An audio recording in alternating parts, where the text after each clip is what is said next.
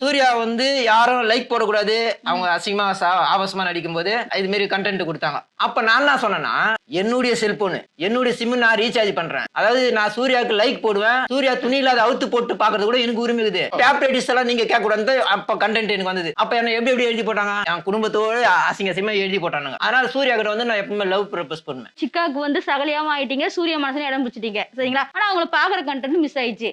சரி, இலக்கியாக்கு எதுக்கு நீங்க சிம்மி வாங்கி அனுப்பினீங்க? அது காசு நீங்க கொடுத்தீங்க. நான் கொடுக்கலங்க.